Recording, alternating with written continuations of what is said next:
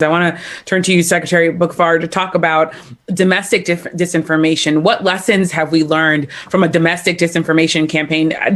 We had so much conversation, I think, about guarding our systems against foreign interference. What do you think you've learned from a domestic interference campaign coming from the White House? And is there a way to heal deep division if our elected officials are going to take part in trying to spread disinformation? Yeah, it's a great question. I mean, it's true, the first couple of years of sort of talking about disinformation, there was always this assumption that it would come from abroad.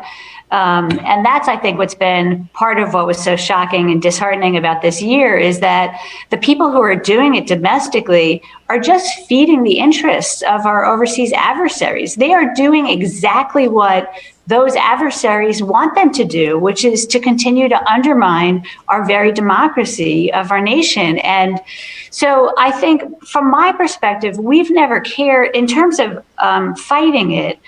We've never cared what the source was.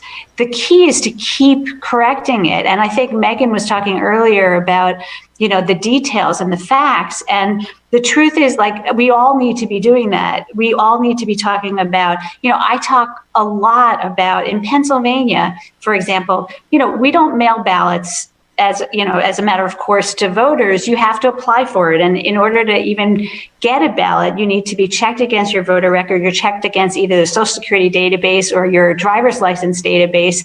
And until they determine that you're actually a qualified voter, you're not even getting a ballot in the mail.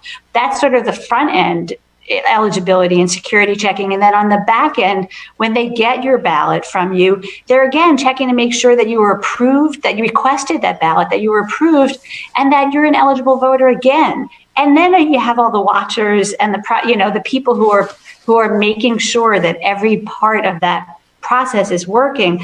But we need to be saying that again and again and again so that the voters we also need to recognize that a lot of this is played on Twitter and Parler now, right? And Facebook. So we have to make sure that Twitter, is taking down accounts that are putting out false information. We have to make sure that we're reporting this again and again and again and continue to put pressure on this. I blame the 24/7 news cycle means we have to be fighting it 24/7, which is a very challenging place to be. But I'm thankful for all of my colleagues here on this meeting, because you've all been fighting it every day. And thank you for all the work that you're doing on behalf of the voters.